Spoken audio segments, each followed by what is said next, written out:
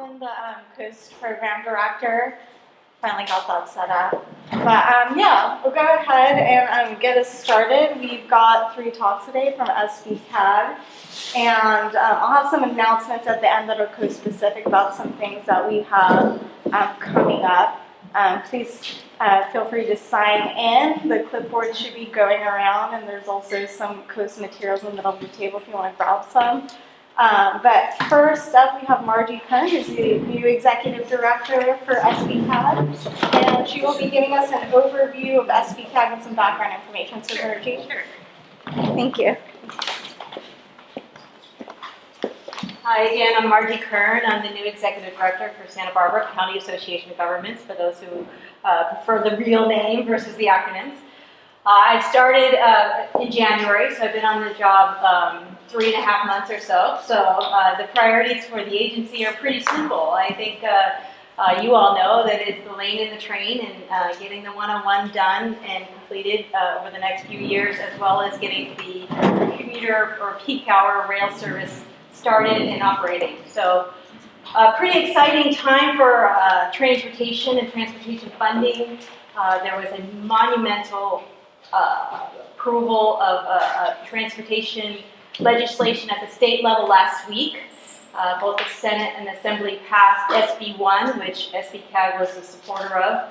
This will provide an infuse of funding that we haven't seen for the last 23 years. And I've worked in this business for 25 years, so it's pretty much a career change for our industry and our business. So with SB1, we're going to see a lot of improvements in funding and opportunities. So local jurisdictions will get some funding for the local road maintenance and whatnot, and Caltrans will get funding for the maintenance of the highways. But the funding that we are most concerned about is the funding for road improvements and also alternative modes. Some of the discussions that happened last week were very favorable for not only the Highway 101 project, but also getting the rail up and running within a year or so of today. So I'm so excited to be here representing this agency, providing that patience but tenacity that is needed to move these things forward, because they do take so long. I know that SBCAG has struggled with implementing some of these projects, but that is not unique to Santa Barbara. It happens throughout the state where these projects take a long time to get the funding and to move them forward and get through the process that is necessary to make that happen. One of the important, products that I brought to the table to the SBCAG board, and I think Scott is actually going to talk about this a little bit, but I'm going to steal some of his thunder because I can, because I went first. We're hiring a rail consultant. You know, when I came on board, I'm like, okay, you've been working on this rail issue for a long time. What are the answers? What do we need to fight for? What do we need to ask for? What does it cost? How can we make this happen? And there's so many hurdles to this big question. So I asked, okay, can we get some professional support and help in identifying some of those solutions? And so the board was gracious enough to allow me to hire a rail consultant. That's on their board agenda next week. I can't remember who we're hiring. Evie. Parsons Brickenhoff is a well-known consultant firm in the state of California. They'll provide some of the expertise that I think we need to find out what we can do with rails and get a proper package that we can then work with the state and our low sand partners to get implemented. But other than that, I'm kind of just giving you a little brief overview. I know my staff is going to be talking about the regional transportation plan and other rail and transit improvements that we've been working on for the last few months. I keep trying to remind my staff that I'm new. You know, I'm just kind of getting my feet wet and trying to keep the ball rolling in the right direction, and still learning as we go and meeting all of you and the partnerships and the relationships of trying to build those as we go. So that's been a lot of my focus for the last 4 months, is doing just that, meeting people and trying to remember names. And, you know, I'm failing miserably at that, but I'll keep on trying. But I'd really like to take any questions. I think We got one from the city of Santa Barbara. Yeah, hey, just real quick, so that everybody's on the same page, for the train portion, specifically, are we looking at service between Oxnard and Goleta, or Santa Barbara Ventura, 2 peak hours? Like what, if Parsons Brinkerhoff comes on board, Yeah. what are we trying to get them to help us accomplish? Yes. I can probably cover that. Yeah, Scott will cover some of more of the details of that scope of work that we are taking to our board next week. Yeah, so those options will be discussed. Okay. You're heading up one of the most collegial, warm and fuzzy boards in public service anywhere in the state. As you get your feet on the ground, what can the community and community groups do to help you and your team be successful the rest of the year? Yes. What kind of visible Yes. or media support? Yes. Showing up, providing public comments, and providing that support to make those right decisions as we move forward. I think the board is very open to hearing the ideas and moving those things forward. I think we had some pretty critical issues the last couple of months, the rail consultant being one of them, the Goleta train station being another, understanding what the bigger picture issues are, and we need to have the service first before we, I was telling somebody, I think it might have been Scott, it's like ordering a sunroof when you don't even have a car yet, it's like we got to have priorities of getting the service up and running, and then maybe we can look at amenities. And so having that focus and priorities in line and supported by the public would help immensely. But are there any particular projects or policies you're anticipating to come forward Yes. in the next 100 days where you'd like to see Yes. people in person or emails Yes. or letters or phone calls in support? Yeah. Maybe not, I'm trying to figure out my timing, but we are going to be looking at the strategic plan for the 101 implementation over the next year, starting in July. We'll probably pick that up. So that is and some of the things in that strategic plan weren't as clear, for example, the rail. We had 25 million dedicated to rail in the strategic plan. Okay, but what are the priorities for that 25 million? And that wasn't quite well defined in that strategic plan. So those are the types of issues that we need to get public input, and this group's advocacy on those issues would help immensely. I think there's going to be an oversight committee at Yes, some point. And yes. that's always And an volunteering. opportunity for Volunteering for those opportunities would be Oversight for, about what? About This- the rail? There's a Measure A oversight committee. Yeah. And I That's think there up and meets once running. or twice a year, so I'm not sure it's scheduled yet, but I think there's going to be one coming up soon. Right. I think CC has a seat on that, and so does Coast. So, no. Anyone else? Any more questions for Marjie? Yes. So we met, I think the first week we were here, it was Yeah. great to welcome you. Yeah, So thank you. now the honeymoon's over. Oh, really? I thought honeymoon was like, 2 years, right? On the newlywed game, it was 2 years, right? So we've got some great news with SB1 on the Yes. city's committee, and really advocating with our state elected, so I'm glad they passed it. It's not perfect, but it's great. It's better. Great news about the train, we're optimistic about that. But my general comments are, how do we double down or triple down? Because it seems like we're finally doing what we've been setting out to do since the 90s, and we're just so far behind, and that's why I was joking about the honeymoon being over. But Yeah. how can we just kickstart things and really move forward? I know the big question is finances, Yeah. and but I think our community wants a lot more. Everyone talks about wanting more, and we're just not getting things done. Yeah. So is it the city officials who are the problem? Is it the state? Is it community groups? What's the weak link, or how do we Good. push things forward? One example was at a water conference this weekend. We were talking about all this technology that comes from Germany, and then electrical technology, things they're doing with heat and electricity. It's all coming from Europe. Why is America so darn backwards in technology and just in public transportation planning? What can we do in Santa Barbara to set the pace for the state and not the country? Just that. That's a really easy question to answer. Let me, from a transportation perspective, it's really being shovel ready. So getting your projects, using your money as your most flexible money to get things ready to go. So when these windfalls come in, you're able to capitalize on those things. So having the answers, like the rail issue, in mind, saying this is what we need, this is what we will get from this need, and being able to pull that trigger when those funding opportunities come up is key, you know, in my business. I can't really answer the technology issue and why, you know, California and or the U.S. is not capitalizing on those. I think that's a little beyond my brain power it is today, anyway. Does anything in SB1, from what you've heard so far, change the role of the State Transportation Commission in reviewing projects and apportioning dollars? Yes, yes, it's more discretionary grants. So there may be opportunities where we have something that's competitive on a statewide basis. It's not an allocation of funding where we're going to need, you know, people wearing T-shirts saying, you know, lane and train, we need it now, you know, and going up to the CTC to communicate some of those needs. So yes, the decision-making authority of this California Transportation Commission is yet to be defined, but I predict that it's going to have a much more instrumental role in picking those priorities for the state. And frankly, I think we're very well aligned for that.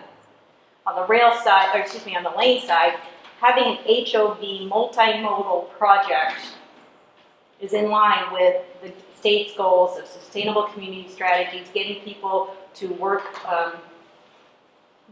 there's a little disagreement there, to getting people into alternative modes and carpooling and vanpooling and whatnot, and those things would line up with that. On the train side. And the train side, exactly. The train is exactly the same thing, and there's an opportunity for those funding opportunities as well. And again, the lane and the train is complementary. They are both needed. That was what the conclusions were back, 20 years ago, that we needed both. So here we are today. We are on the cusp of getting those both done, and we'll see those progress as we go. I think there was a question over here, and then. Yeah, just the funding for SB1, is it allocated per county or by grant, competitive grants, or how is the all the above. So there's different programs. Some of the money will go directly to the locals for their streets and road needs, as well as directly to the Caltrans for their maintenance needs. There are grant programs that are new. They need to be, the guidelines need to be identified in the process. The decision-making process needs to be defined. But there's also formula monies as well that goes through our normal decision-making process that we've benefited from as a region in the past. So it's all of the above. It's kind of like your Measure A program where you have all these different pieces of the pie, and they basically put money in each one of those pieces. And I think there's going to be some detail on that in our board package. Yes. There's a summary. There's going to be a summary of what we have evaluated as the estimates to date of what each of the jurisdictions will get annually and possibly on a 10-year basis. Yeah. I think there's a question. Yeah, so shifting gears a little bit to a local project that I think the coalition and Coast agree is a bit of a major safety issue in Santa Barbara, the Castillo Underpass. Yes. Is there a role that SBCAG possibly maybe play in the next year in terms of just getting that area? Yeah, I have a meeting set up with the Caltrans District Director and the SBCAG, in the city of Santa Barbara. Do you know when that's scheduled? I thought it was this week, but it wasn't, it's on my, something. But again, it's to identify what is the plan here. Why are we keep doing the same thing, and every 3 years we have to do it again? So I do see a role, and possibly maybe in a funding role, I don't know. But we're meeting because of the bike ride I took going down near that bridge, and so that was one of the things that came out of the meeting I also had with the city of Santa Barbara. So just trying to facilitate those discussions and those solutions is what we can bring to the table, and I hope to continue to do that. Mm-hmm. Okay. Anyone else?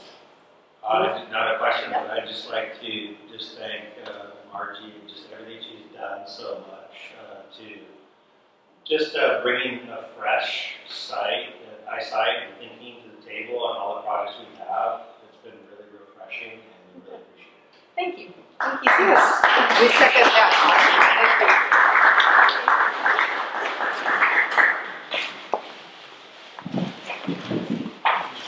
Thanks, Marjie. next we have Spaulding, also with SBCAG, and he's going to give us an update on Pacific Surfliner peak hour service. I guess I have to come up here now, because I'm on video. Will anyone need this? Mike, will you be using? Yes. Okay, then let's leave it. It might, yeah, it gets hard. Well, I'm not a fresh face, Rob, so, but I'm still That's better. something your expertise is, long-time experience, deep institutional knowledge. There you go. Thank you. Want to talk about three things really quickly of interest to this group. I know we're going to get to rail, but two, the interregional transit services. Of course, this group's very well aware of the Clean Air Express from the north and the Coastal Express in the south. Both fairly significant developments in the last 6 to 8 weeks or so. Starting in the north, in the Clean Air Express, SBCAG adopted our North County Transit Plan last year, which had as a primary focus what to do with the Clean Air Express. And SBCAG has been talking with Santa Maria and Lompoc staff about what to do, the two major transit operators in North County. Lompoc is not interested in operating it. Santa Maria was. And we asked them for a cost estimate. At the same time, we also got together with MTD and the County of Santa Barbara, actually, and got a cost estimate for what they would be able to operate and provide the service for.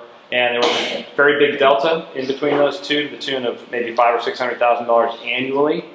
And so at last week's North County Subregional meeting, they gave staff the green light to continue those discussions and try to come up with agreements with both MTD and the county. The county would provide maintenance for the vehicles. MTD is not in a position, due to their facility, to be able to offer turnkey services, which is the ideal. They're just maxed out in terms of their location downtown. But they're very well qualified to be able to operate the service. They have drivers that live in North County. It's really a very good fit. And so we're starting the more detailed. The service again, what exactly? Clean Air Express. Oh, the Clean Air. The service that comes down from Lompoc and Santa Maria. So it's a very good fit with MTD, and the county currently maintains the vehicles for the Sheriff's Department, which are identical, so they're very well positioned too. Looking forward to be able to bring those costs down, and SBCAG would sort of play the role that it did before for about 7 or 8 years in terms of managing the service, providing oversight and program management. So really looking forward to that. Start date for that's going to be January 1. Our MOU with Lompoc ends at the end of December. So hopefully service improvements at a lower cost, which is always a good news story. On the south, the Coastal Express, just on Friday at the commission meeting, the commission approved a settlement agreement with their current service provider, which is Roadrunner out of Camarillo. Roadrunner has had some challenges operating that service. Again, this is something that SBCAG and VCTC operate in partnership. They're the lead agency, but we co-fund it and co-manage it. Costs have been escalating dramatically, and there have been some operational issues. And so on Friday, the commission adopted or approved a settlement agreement with Roadrunner, which is going to mean that there's very likely going to be some pretty significant changes effective July 1 of 2018 next year. And we're going to be talking with VCTC about what that might mean for the Coastal Express. The Coastal Express is the biggest service. It's about 40% of the overall VCTC intercity bus service. They rebranded from Vista last year. And of course they weren't able to pass their tax measure last year. And so they're hard pressed for money. We are going to be having some service cuts in that service effective May 22nd of next month.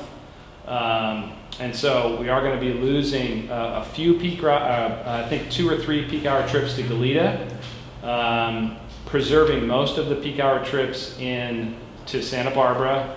Weekend service is going to be cut about in half. We're going to be losing some midday trips. We are going to be improving service to UCSB, which has been a long-running issue for us. So there are going to be some service cuts, but again, we're hoping with about 13, 14 months that we have to be able to target that July or August of 2018 to be able to have more of a wholesale change in that service. to be able to give SBCAG a little bit more control over it, which is something we've been wanting to do for quite some time now. So on the, any questions on transit, interregional transit, and then I'll get on the rail. On the rail side, as Margie mentioned, next week we're bringing a contract with PB to our board for approval to identify and evaluate alternatives that can be the most easily and effectively implemented for peak hour rail service in our region. And again, that's the peak hour rail service concept is between Ventura County and Santa Barbara County. Santa Barbara, obviously, CARP, Santa Barbara, and Goleta. We're talking about the Pacific Surfliner service. There's 5 round trips daily right now, and so the consultant is going to give us a little bit more control over the specifics of the evaluations of different options. We're also going to be looking at the possibility of what a 6th trip would look like. There have been negotiations between the state and Union Pacific and BN about what they're calling a different business model to be able to access the tracks, which would make it easier to implement new service quickly. And one of the key factors to be able to either rearrange the existing schedule or certainly add new service is equipment. So right now the Surfliner has 9 train sets, and those are used, up to 18 or 20 hours a day in between San Diego and San Luis Obispo. The Surfliner JPA received a $15 million TIRCIP grant, cap and trade grant last year. That was about half of what we needed to be able to procure there's 2 Talgo train sets. Talgo is a Spanish train manufacturer that are sitting in the Midwest right now, and they have been for about 4 or 5 years. It's the only train equipment that's available anywhere in the country. And right now, the JPA and the state are very close to coming to an agreement to lease that equipment for 3 or 4 years or so and make that available to the state. We don't know whether it's going to be, if it would best be used in the Surfliner corridor or the Central Valley for the San Joaquins, but either way, we're very optimistic that within a couple of weeks we're going to be able to add equipment to the fleet. And again, that's going to allow for some schedule revisions that wouldn't be possible with the existing 9 train sets. And that's what our consultant is going to be looking at. And it's a small dollar contract, $50,000. So probably within probably 4 months or so, we're going to have something that we're going to be able to look at, and we're going to certainly include groups like Coast and other interested parties in the development of those plans. So as Margie mentioned, I think we have heard from the state that we can target spring of 2018. We're a little gun shy about putting dates out there, even though I just did, because the state has done that to us before and it hasn't happened, but that's what we were told again just last week. So, cross your fingers. Peter. So aside from the rolling stock that you mentioned, what about like siding and other capacity issues on the corridor that need to be addressed that you're aware of? That's one question. And then the other one is, do the additional trains that we could acquire, does that kind of circumvent the need to rework the whole schedule from the LA corridor up here, which I know has been a long-standing hurdle? So first question on infrastructure. There's only one siding in between Santa Barbara and Ventura Seacliff, just south of the county line. There is a project that's underway right now that's fully funded to extend that siding from 5,000 to 10,000 feet, which is going to provide for additional freight flexibility. We actually have passenger train meets there right now. So Caltrans is the lead on that, and they've had some staffing challenges to be able to move that project forward. With the defunding of all the money in the STIP last year, that affected that as well. But there is, I don't know that we necessarily have a construction timeline, but they are moving. I've seen design that's about 30% right now for that particular project. There was a hope that we could reconstruct the Ortega siding, which is along Padaro Lane. UP's minimum specification for a siding is 10,000 feet, and if you try to put a 10,000 foot siding in Ortega, you run almost all the way down to the South Padaro exit, which becomes very constrained. It's very environmentally sensitive down there. We were suggesting to UP a 5,000 to 6,000 foot siding, which would essentially reconstruct what was there. But they were not enthusiastic about that option because it doesn't give them that 10,000 foot minimum to be able to put a freight train there. I would hope that that's not a hard no on their part, but that's just a conversation that we're continuing to have with them. So those are the two major infrastructure projects in between Santa Barbara and Ventura. There's also ones that are south of Ventura. There's a particular issue with the Camarillo station. Right now, the station is designed to be used. It's a two-track station like Santa Barbara is, but it's not being used that way because of a requirement by, not a requirement by UP, but there's a pedestrian overpass at that station that can take 15 minutes to traverse, and that doesn't work with passenger service that might have 2 or 3 minutes in the station. If that station can be dedicated on a per track basis directionally, so southbound trains on the south side of the tracks, for example, then that station could be freed up to be used as a meet or simultaneous servicing, which would free up a lot of capacity in the corridor. Again, UP has some requirements for that to happen, and those negotiations are ongoing, including with the state. That's a big one that we're really trying to focus on right now, because if we can, that might not require as much infrastructure as a siding, for example, to be able to do so. We're partnering with BCTC to be able to do that. The station is owned by the city of Camarillo. But that's probably it. And then there's some other infrastructure projects that are south of there when you get into MetroLink territory. Jeff? So I would just like clarification on whether SBCAG's objective for peak hour rail, commuter rail, whatever we call it, is to meet the capacity of train that's projected in the 101 in motion study. What we're doing right now is, you could call it the art of the possible. A full-blown commuter rail system is something that we're going to have the consultant look at in terms of what would it take and what would it cost. Kind of refresh that the commuter rail analysis in 101 in motion was probably underdeveloped, and so we're going to have this consultant, as part of their scope, take a look at what would that take. Would it take 200 million? Would it take 300 million? What would it take? And that's going to be something that's going to be helpful for us to be able to say, okay, we have 25 million. There may be state funding. It's very unlikely there's going to be any federal funding anytime soon for rail. Where's the starting point to be able to implement a commuter rail system?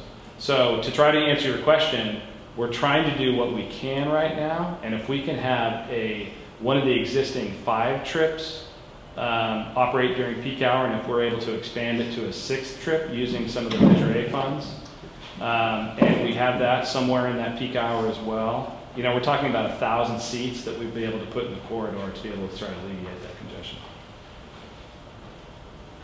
Okay. Scott, where's the high-speed rail?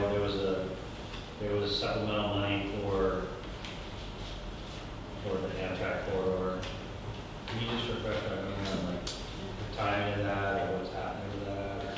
Well, high-speed rail state, and there was some ARA funding almost 10 years ago now that was given to the state, stimulus that they're working through, but almost outside of that, all the money is state from Prop 1A. And cap and trade gets, or high-speed rail gets 25% of the cap and trade revenue, which has been falling. I think there's going to be probably a reevaluation of the priority of high-speed rail following the governor's election next year. We don't know who the new governor is going to be, if they're going to have that same high priority. If there's a de-emphasis on high-speed rail, which again is meant to connect LA and the Bay Area, the coast route is the only single-seat ride in between LA and San Jose.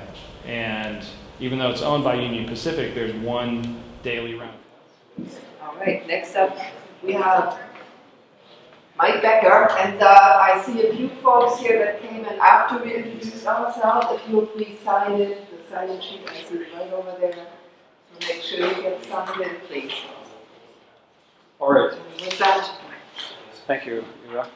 Thanks for having me, and today I'm here to provide an update on SBCAG's planning activities, the RTP, some other projects we currently have underway, and then what we'll be looking at to do next year. This is just an outline. Well, we'll just give an overview in the stats. I'm not getting into any detail with the RTP.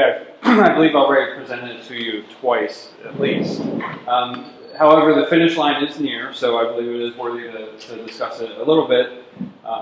Also, I'll touch on the environmental document that we currently have being prepared that goes along with the RTP. Then we'll move into the projects that we have going on right now in the planning division, and then the projects that we'll get started with next year.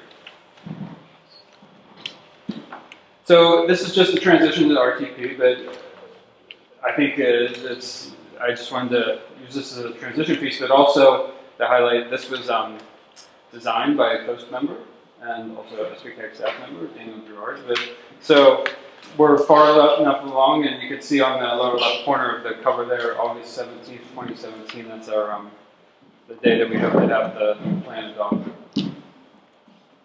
So here's our overview of the RTP development schedule, which I know that you've seen this before. However, I did add the flare. I added the checkered flags because we're so close. And if you look at this, how far it goes back to fall 2015. That's how long I've been spending 75% of my time working on the RTP. So I'm extremely excited that the finish line is near. Just in time to start the Yeah, I know.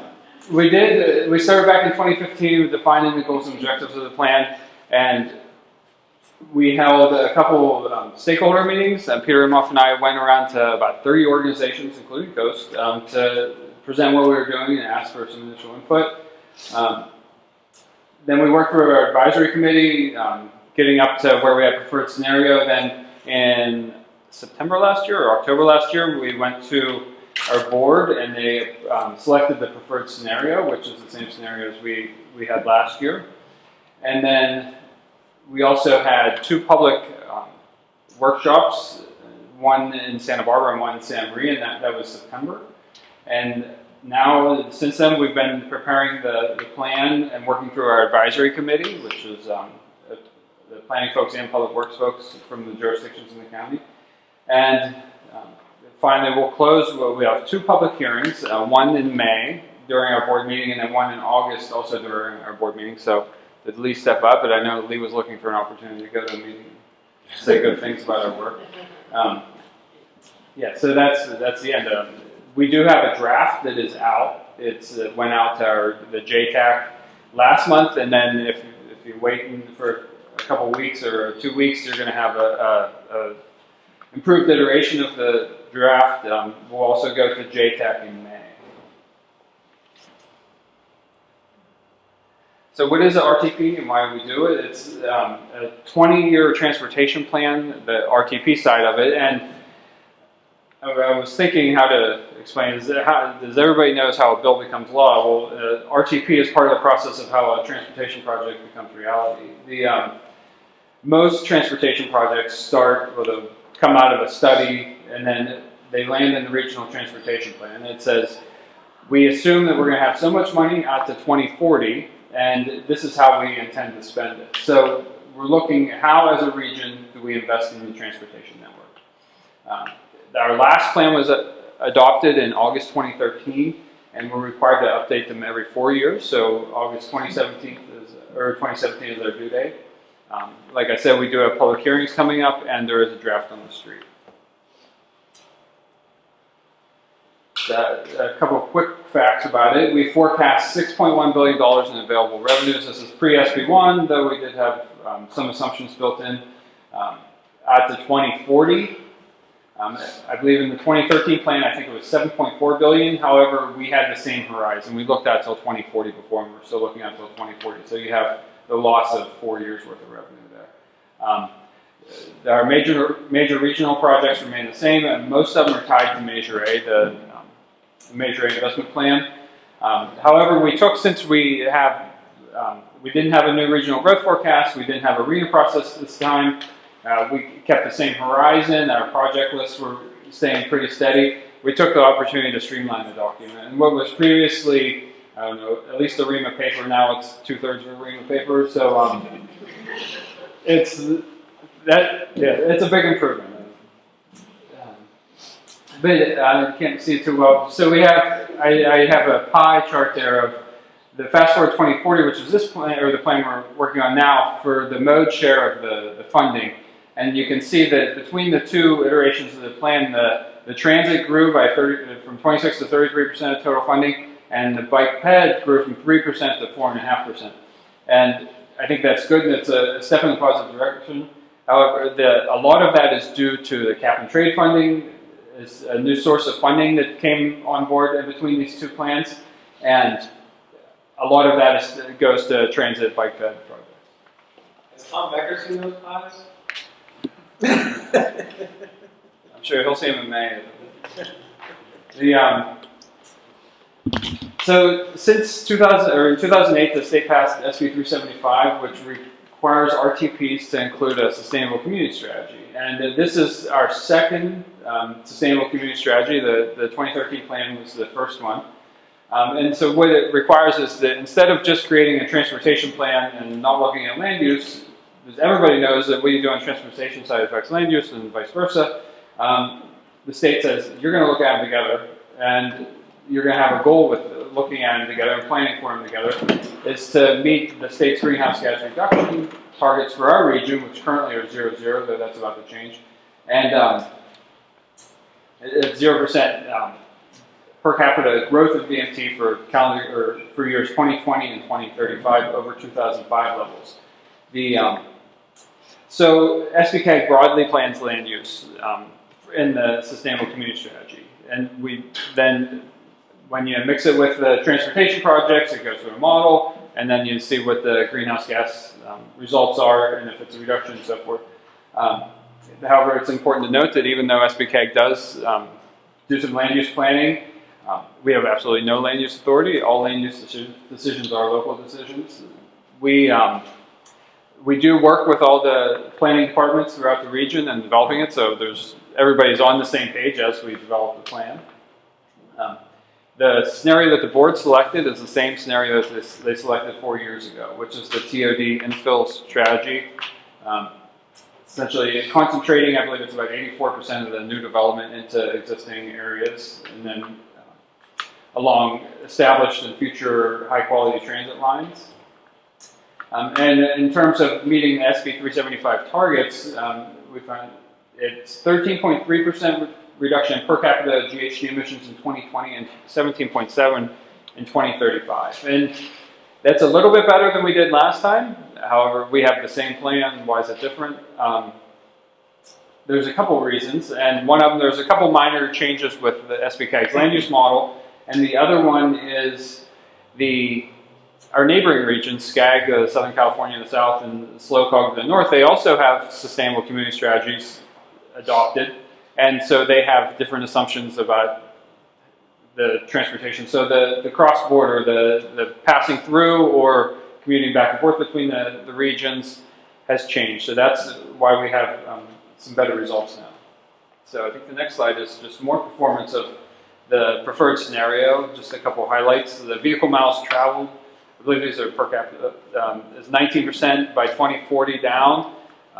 Vehicle hours of travel is reduced by 16%. Congested vehicle miles travel is down by 35%, though that's not across the board. Some places it goes up, some places it goes down. By 2040, $500,000 in annual vehicle operating cost savings. So, and do remember that all of these numbers, or most of them, come out of a model. So it's what the model is saying. The 24% increase in transit accessibility, and that's in terms of the amount of people that live proximate to an established high-quality transit corridor. 81% of the same for the low-income population community.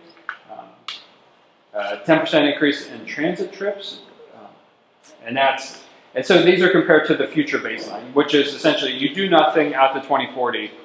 What's the difference between the preferred scenario and the do nothing scenario? So that's what the difference is. So 10% increase the transit trips, which is equal to 53% over essentially current levels. 3/4 of the new housing capacity will go into infill areas.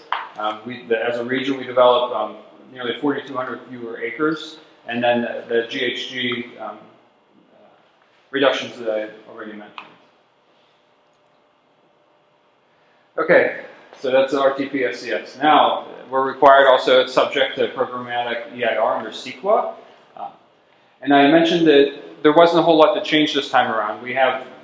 We're still looking out till 2040, the project lists are largely the same. So we went the route with a supplement to an EIR. So we have a consultant on board who's preparing this, and we're getting ready to put a draft on the street. So as this goes forward, the 2013, the full EIR will be recertified along with the supplement. Actually, we have a draft that I hope to have out and starting the 45-day comment period by the end of the week. And then it'll be presented, our consultant will present it in May to the advisory committee. We will have a public meeting on May 4th at our office, which once we get this out, I will notice it so everybody will know when and where. And then it'll be, our consultant will present the supplemental EIR to our board in May. All right, transitioning away from RTP-SCS. So we have other projects underway, and just this morning we went to our transit advisory committee, got a recommendation to approve this year's unmet transit needs assessment process, which is a requirement of the Transportation Development Act. So we need to, if any jurisdictions use transit money for non-transit purposes, we have to first determine as a region if there are unmet transit needs, and then if those unmet transit needs are reasonable to meet. And there's a series of board-adopted criteria, and also the definition of what is unmet transit need is also board-adopted. We go through a lengthy public outreach process. We have a hearing during our January board meeting, and then also we notice widely throughout the North County, to libraries, to schools, to this year for the first time we went to mobile home communities. Then we take all those requests for new services or public comments, determine if any are unmet transit needs, and if any are reasonable to meet. For a couple of reasons, it's somewhat hard to meet those criteria because really we're down to just the County of Santa Barbara having excess transit funding. So this year we analyzed one request that met the definition of unmet transit need, which is increased service between the Bridge House shelter and the city of Lompoc. Currently, Colt, the city of Lompoc's transit, serves the shelter twice a day, once in the morning and once in the afternoon. So we're looking to improve it. However, through the TDA process, we found it's not reasonable to meet because it won't meet the required fare box, and also because it's served by Colt, and Colt uses all its funding for transit. However, Matt Daubertine in the back, along with the city of Lompoc, have been working together to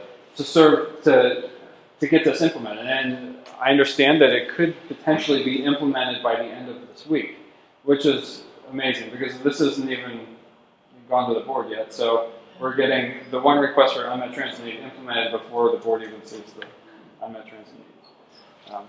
But it's difficult to do it through the TDA process, so it's done staff level and it gets solved. So what the public says does not fall on deaf ears.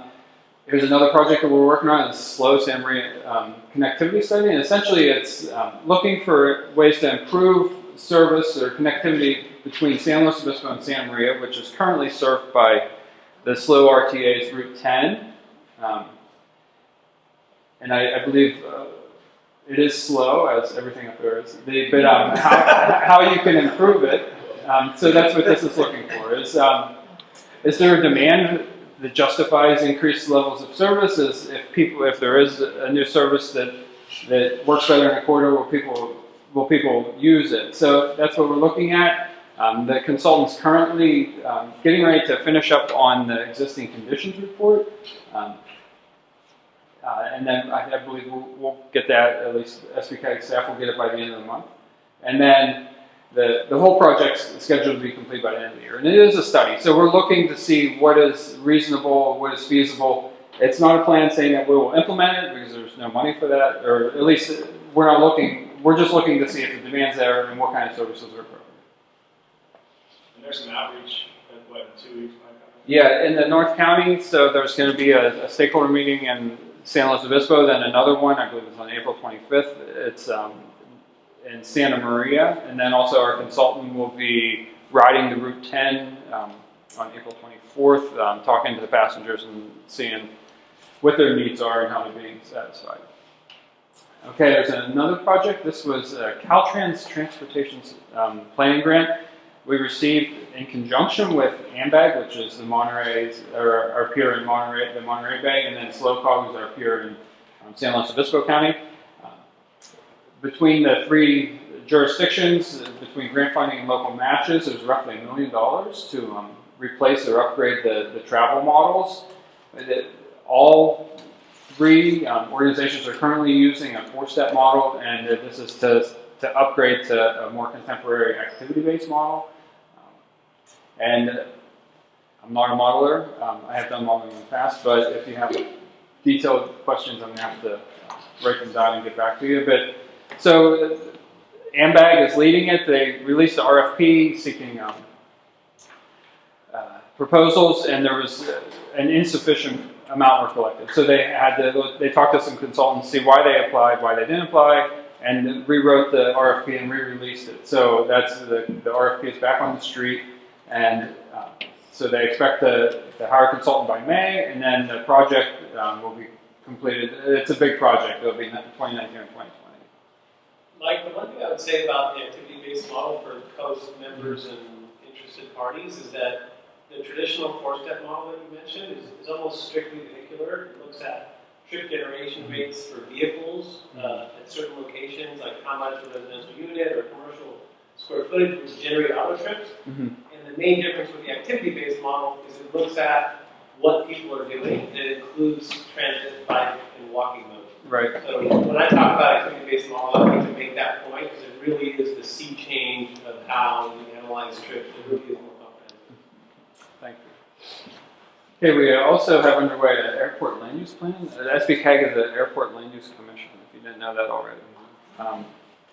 So what SBCAG does in this is we have a plan from 1993. If a city or the county receives a development application for an area that falls within the boundaries that are subject to this plan, and SBCAG reviews to see if it's consistent with the current plan.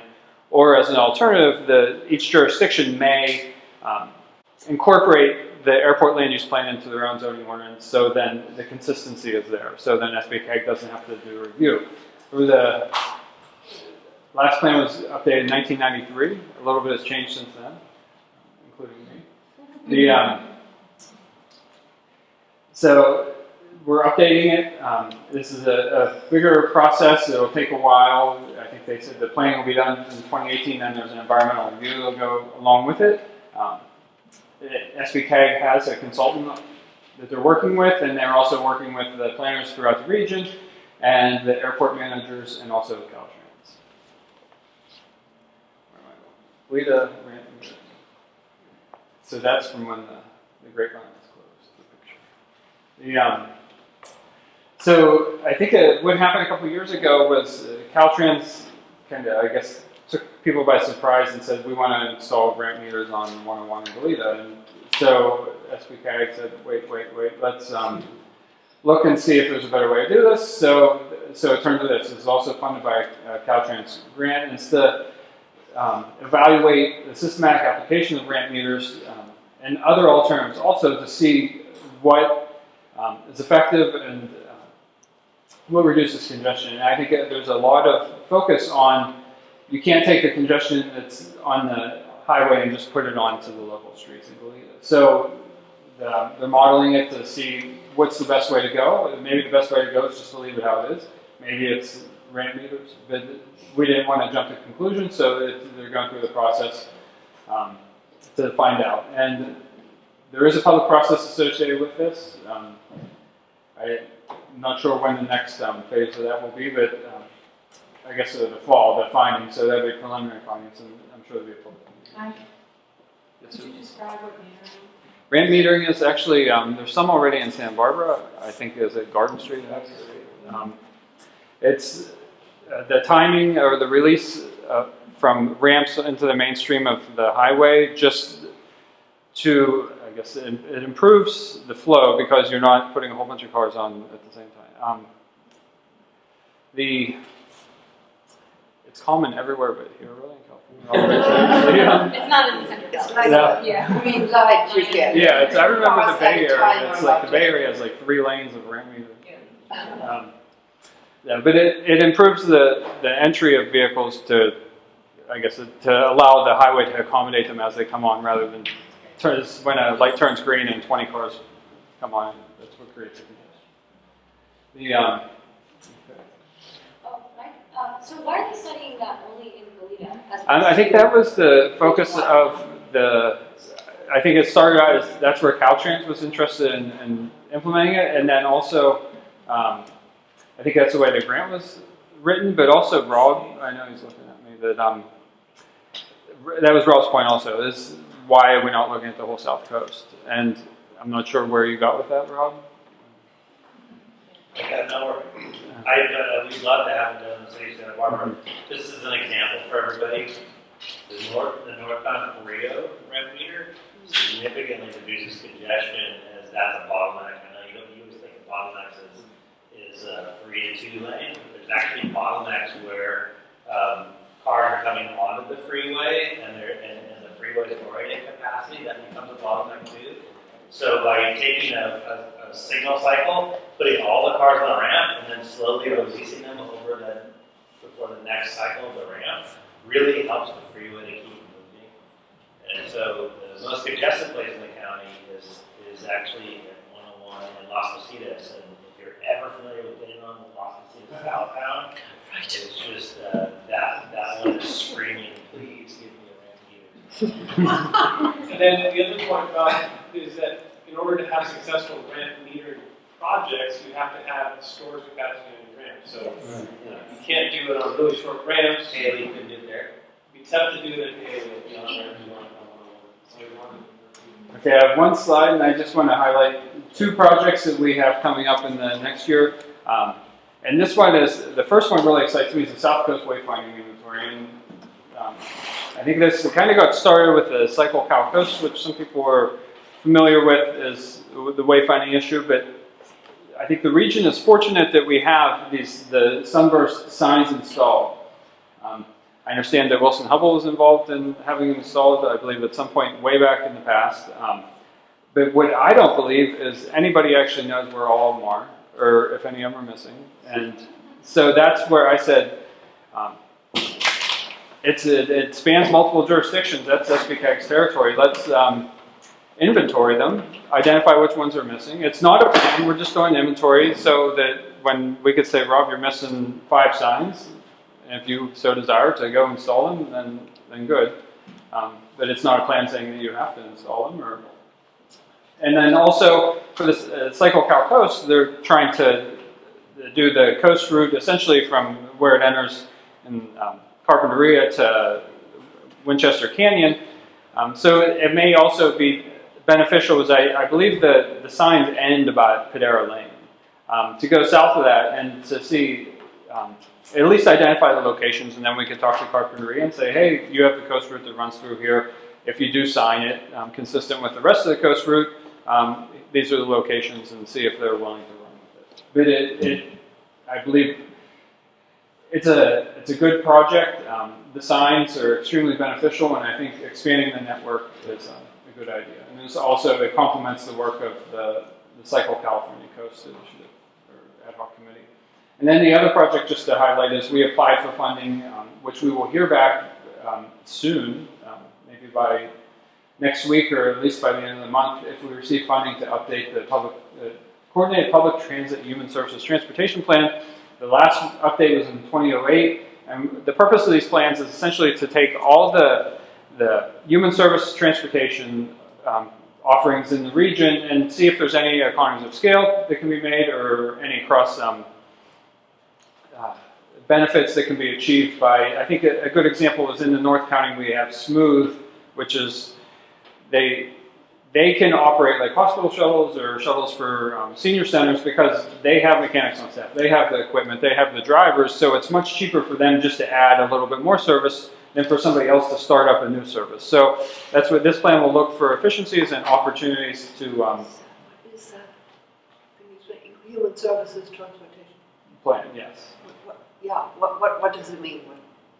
So those who are transit dependent, Yeah. the disabled or need medical transportation, it's yes. Yeah, it's similar to Easy Yeah. Lift. Yeah. Mhm.